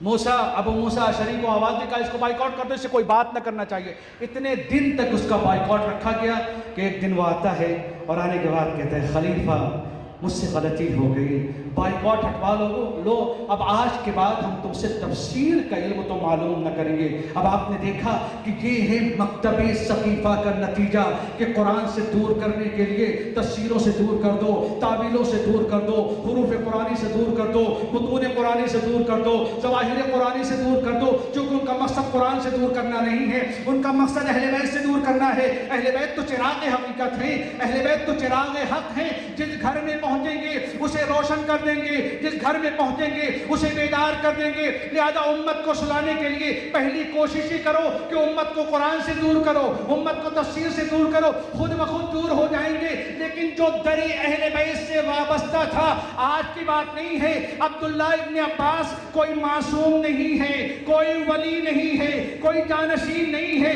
علی کے دروازے پر چند دنوں تک اپنی شاگردی کے زانوں کو آ کر تہ کیا ہے تو کہتا ہوا نظر آیا کہ اگر میرے اونٹ کی مہار کھو جائے تو اس قرآن سے حاصل کر سکتا ہوں. تو جو اپنے اونٹ کے مہار کو قرآن سے حاصل کر سکتا ہے وہ جینے کے اصول کو بھی حاصل کر سکتا ہے. ایک صلوات پڑھ دیجئے محمد و آل محمد پر. لہذا قرآن خاموش، گونگا قرآن. اسی لیے جب خوارج کے سامنے امام علی نے ابن عباس کو بھیجا، کہا ابن عباس ان خوارج سے قرآن سے باتیں نہ کرنا. آج دیکھ لیجئے جتنے مکتب اتنی تفسیر، جتنے مولوی اتنی تفسیر، جتنے لوگ اتنی تفسیر، ہر نے اپنی اپنی تفسیر. قرآن تو روکے گا نہیں. قرآن آپ جتنی بھی تصرف کرنا چاہیں، معجزہ قرآن کا لفظوں میں ہے، بیان میں نہیں ہے. آپ چاہیں تو اپنے حساب سے بیان کر ڈالیں، کوئی روکے گا نہیں آپ کو. جتنے لوگ اتنی تفسیر، جتنے مکتب اتنی تفسیر. جہاد کے لیے بھی قرآن کا ذریعہ استعمال، قتل و غارت کے لیے بھی قرآن کو استعمال کیا. اگر قرآن کو اپنے مقصد کے لیے استعمال نہ کیا ہوتا تو مالک ابن حریرہ کو قتل کر کے ان کی بیوی سے زنا کرنے والے کو دشمن دین بنانا چاہیے تھا، سیف اللہ کا خطاب نہیں دینا چاہیے تھا. یہ قرآن کی تعویلات ہیں جس کو، اور آج دنیا کو یہ حق مل رہا ہے چونکہ دنیا نے مکتب علوی کو دیکھا ہی نہیں ہے.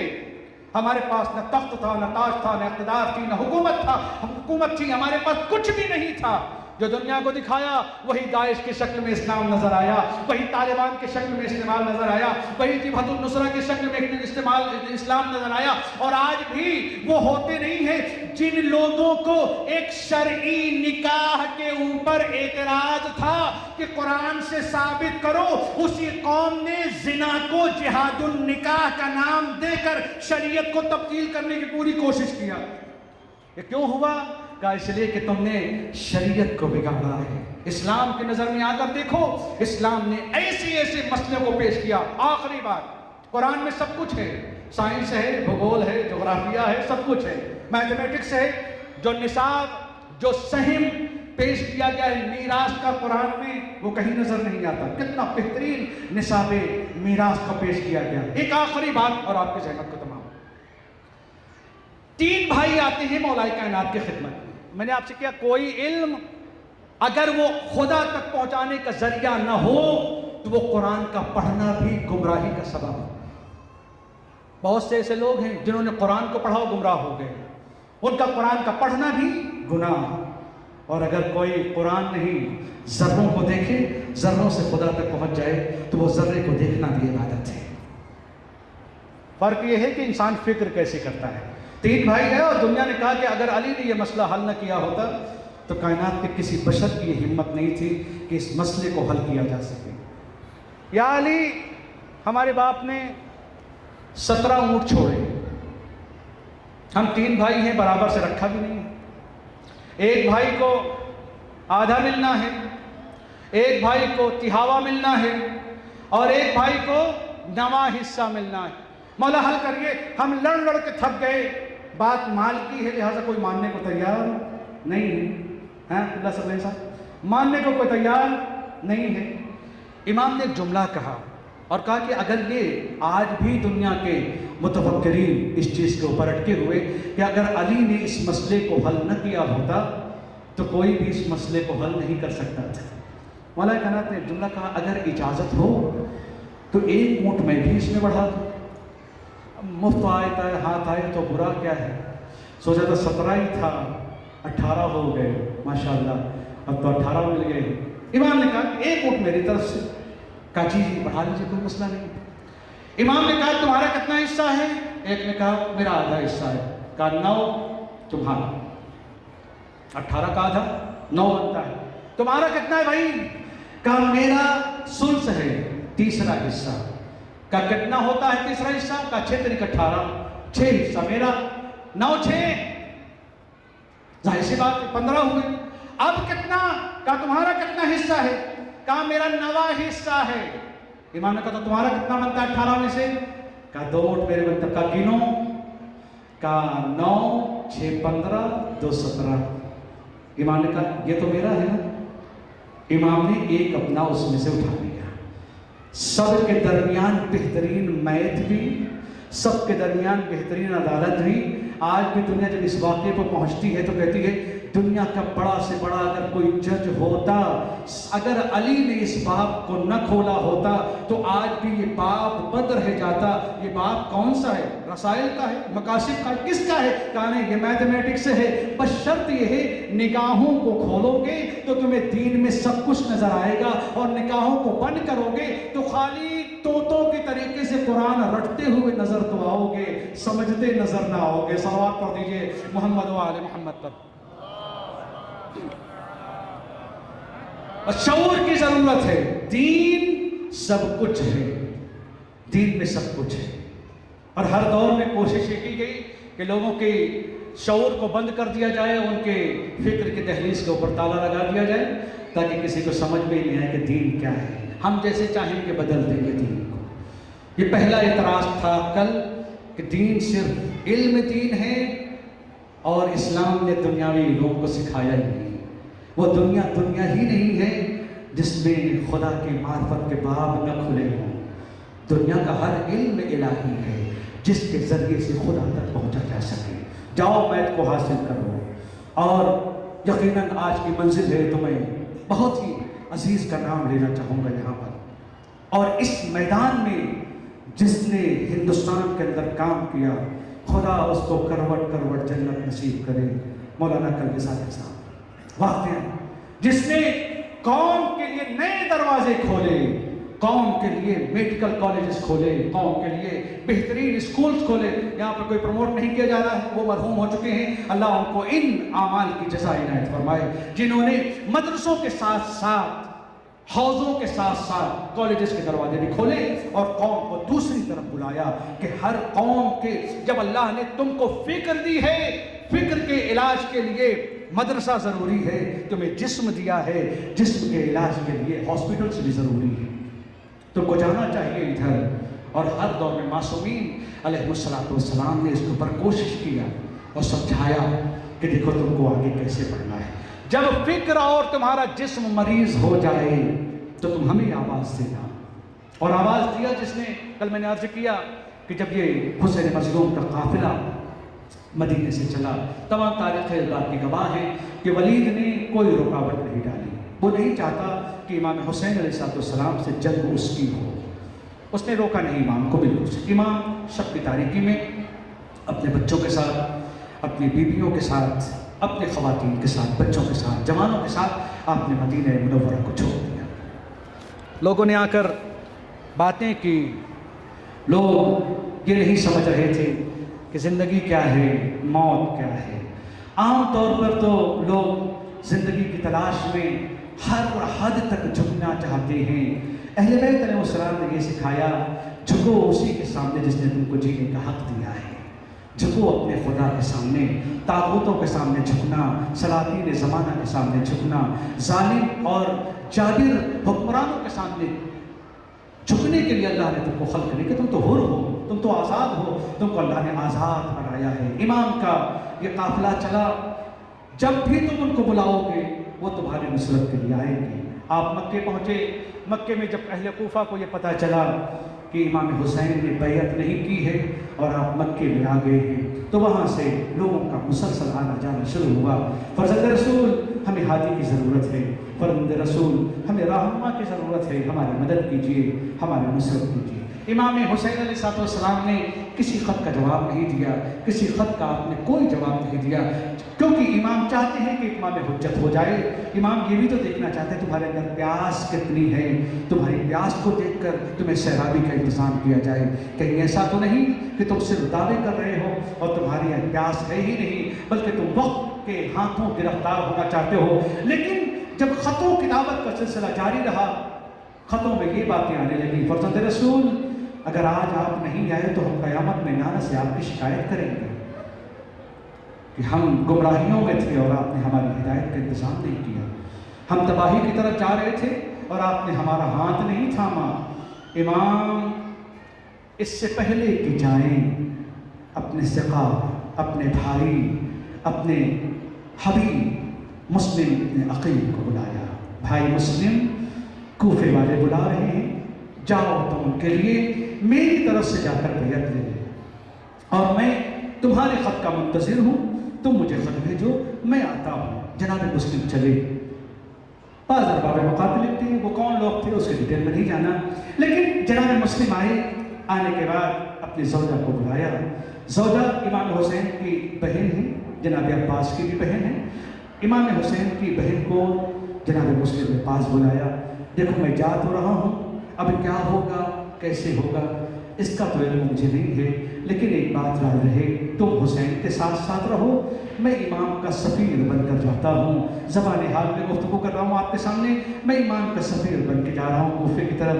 तो ज़ौजा ने भी हामी में हाँ भरी। एक मरतबा 2 बच्चों को जनाब मुस्लिम ने अपने पास लिया और 2 बच्चों को देने के बाद अपने ज़ौजा से कहा ये मेरी अमानतें हैं, इनको अपने पास रखना। अमानत ज़ौजा ने संभाली। 2 बच्चे लेकर जनाब मुस्लिम अपने साथ चले। अज़ादारों, मक़तल में इमाम हुसैन के साथ निगाहों को फेर लेना इतना दर्दनाक नहीं था जितना कूफे में लोगों का अपने निगाहों को मोड़ लेना था। 18,000 लोगों ने बैअत किया जनाब मुस्लिम के हाथों के ऊपर, अपने पलकों के ऊपर इस्तक़बाल किया, अपने पलकों के ऊपर आपका इस्तक़बाल हुआ, आपको दावत दी गई, अपने वजूद को बिछा दिया जनाब मुस्लिम के हाथ, अपने जनाब मुस्लिम के पैरों के तले। आप जानते हैं जब किसी का किसी शहर में इस्तक़बाल हो तो बहुत अच्छा लगता है। कोई चाहने वाले हैं, अगर मैं किसी शहर में जाऊं और परदेसी हूं और उसी शहर से मेरे 4 चाहने वाले कॉल करते हैं, मौलाना आप यहाँ आए हैं, आपको परेशान होने की ज़रूरत नहीं है, आपको होटल ढूंढने में परेशानी हो रही होगी, आपको रहने और खाने की परेशानी हो रही होगी, आप हमारे घर आ जाइए। आप बताइए कितना अच्छा महसूस होता है। कोई तो है इस गुर्बत में मेरा मानने वाला, कोई तो है मेरा गुर्बत में चाहने वाला। जनाब मुस्लिम को सब लोगों ने बड़ी आओ भगत की, बड़ा इस्तक़बाल किया, लेकिन एक वो वक्त भी आया कि जो तारीख लिखती है अभी मुस्लिम नमाज पढ़ के मुड़े ही थे कि 1 या 2 आदमी आपके साथ। आप सोचें कैसी गुजर गई होगी। अभी कुछ लम्हों पहले की बात है कि जब मैं नमाज में खड़ा था तो लोग मस्जिद में आने के लिए धक्के दे रहे थे एक दूसरे के लिए कि हम मुस्लिम के पीछे नमाज पढ़ लें, और हम मुस्लिम हैं और कोई नमाज पढ़ने वाला नहीं। और मक़तल इस बात का जिक्र करता है ये 2 लोग भी जो हैं जब जनाब मुस्लिम मध्य मकूफ़े गलियों में निकले हैं तो ये कब आंखों से ओझल हो गए ये भी पता नहीं चला। अब मुस्लिम हैं और मुस्लिम की गुर्बत है, मुस्लिम है, मुस्लिम की तन्हाई है, मुस्लिम है, मुस्लिम का अकेलापन है। अज़ादारों, बड़ी तारीख ने अजीब मज़लूमियत लिखी। लोगों के दरवाजे बंद हैं मुस्लिम के ऊपर, लोगों के घर बंद हैं मुस्लिम के ऊपर, और हद तो ये है कि जिसने मुस्लिम को आता हुआ देखा उसने भी दरवाज़ा बंद कर लिया कि कहीं मुस्लिम घर में ना आ जाए, कहीं मुस्लिम तकाजा न कर बैठे। अज़ादारों, जनाब मुस्लिम दर बदर की ठोकरें खाते हैं, جناب مسلم نے جب استقبال ہوا تھا آپ نے تو خط لکھ دیا تھا، اب یہ ساری بے وفائیاں ہونے لگی، اب کوئی نہیں ہے، رات کا سناٹا ہے، ایک دروازے پر آ کر بیٹھ گئے، دروازے پر آ کر بیٹھے، ایک معظمہ ہے جو دروازہ کھولتی ہے، دیکھتی ہے، پھر بند کے چلی جاتی ہے، پھر آتی ہے، پھر کھولتی ہے، پھر بند کر کے چلی آتی ہے۔ ایک مرتبہ جب کئی مرتبہ ہو گیا، جناب مسلم کو دروازے پر دیکھا، ایک جملہ وہ کہتی ہے، اے برادر مومن، کسی کے دروازے پر بیٹھنا اچھی بات نہیں، کسی شریف کے دروازے پر بیٹھنا اچھی بات نہیں ہے، میں اکیلی ہوں، میں انتظار کر رہی ہوں کسی کا، آپ کا یہاں پر بیٹھنا میرے لیے مناسب نہیں ہے۔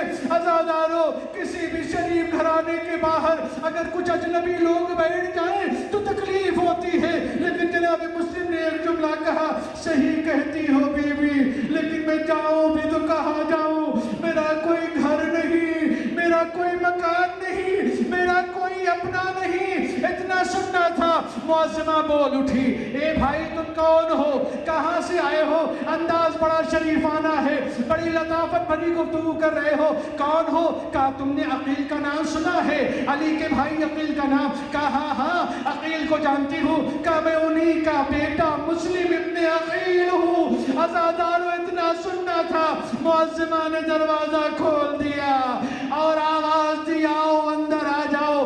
عزادارو، جناب مسلم اندر گئے، لیکن تاریخ بڑی عجیب موہرے کی طرف پہنچی ہے، رات کا سناٹا گزرا ہے، جناب مسلم کو پوری اس نے انتظام کر دیا ہے کہ قتل کر دیا جائے، لیکن جناب مسلم نے کہا کسی کو بتری سے نہیں مارا جا سکتا، کسی کو ایسے نہیں مارا جا سکتا۔ رات کے سناٹے میں عبادت ہو رہی ہے، اللہ کی توحید کا تذکرہ ہو رہا ہے۔ صبح ہوئی، اچانک محسوس ہوا دروازوں پر گھوڑوں کی ٹاپوں کی آواز بلند ہوئی، گھوڑوں کے دوڑنے کی آوازیں، 4000 کا لشکر دروازے معظمہ پر آ گیا، 4000 کا لشکر دروازے پر آ گیا۔ ایک مرتبہ جناب مسلم نے تلوار کو حمائل کیا، زرا پہنی ہے، سر پہ خود رکھا ہے، ایک جملہ وہ کہتی ہے اور کہنے کے بعد کہتی ہے، آغا زادے آپ گھر سے باہر نہ جائیے، لشکر بہت بڑا ہے، آپ اکیلے ہیں، گھر کے اندر آپ محفوظ تو ہیں۔ اتنا سننا تھا، جناب مسلم نے کہا، بی بی اگر میں گھر میں رہ گیا، کہیں تیرے گھر کی حرمت پائمال نہ ہو جائے، تیرے گھر میں اشقیاء نہ آئے۔ عزادارو، مسلم نکلے، جنگ کی، اے حسین آپ کا سفیر کوفے میں، آپ کوفے میں پیاسے، آپ کربلا میں پیاسے، آپ کا سفیر کوفے میں پیاسا ہے، بچے بکھر چکے ہیں، آپ نے بچوں کو تڑپتا دیکھا، آپ کے سفیر نے بچھڑتا دیکھا۔ عزادارو، بچے کہاں ہیں مسلم کو پتا نہیں۔ ایک مرتبہ اسیر کیے گئے، لائے دارالامارہ کے پاس، سلام نہیں کیا امیر کو، کہا میرا امیر صرف حسین ہے، حسین کے سوا کوئی امیر نہیں ہے۔ پانی پیش کیا گیا، پانی نہیں پیا، پینا چاہتے ہیں، دندان مبارک ٹوٹ کر گرے، خون گرا، ایک جملہ کہا، السلام علیکم یا ابا عبداللہ۔ مسلم اب تبھی پانی پیے گا جب کوثر سے سیراب ہوگا۔ عزادارو، پانی نہیں ملا، مسلم کو شہید کر دیا گیا، دارالامارہ سے سر مسلم کو لٹکایا گیا۔ اے عزادارو، لو قیامت آ گئی، مسلم کے بچے زندان میں، مسلم کا سر دارالامارہ پر، دعا سے لٹی ہوئی زوجہ بیوگی کا لباس پہنے کربلا سے چلی ہے، اپنے بچوں کے سروں پر، سروں کو نو کے نیزہ پر دیکھتی ہوئی۔ مقتل یہ کہتا ہے، جناب مسلم کی زوجہ جب دارالامارہ کے پاس پہنچی ہے، عجب نہیں مسلم کے سر کو دیکھا ہو، اے میرے والیو وارے، تم تو چلے گئے، لو تمہاری زوجہ، تم بے بدن ہو، تمہاری زوجہ بے ردا ہے، لیکن ایک سوال ہے مسلم، میں جب گئی تھی تم نے مجھے امانتیں دی تھی، اے مسلم یہ تمہاری امانتیں، نو کے نیزہ پر چڑھا ہوا سر، لیکن اے مسلم میری امانتیں کہاں ہیں؟ میرے بچے نظر نہیں آ رہے۔ عزادارو، ماں کوفے کے بازار سے، کوفے کے دربار سے روتی گزر گئی، بچے زندان میں قید رہ گئے۔ الا لعنت اللہ علی القوم الظالمین. معتنا سے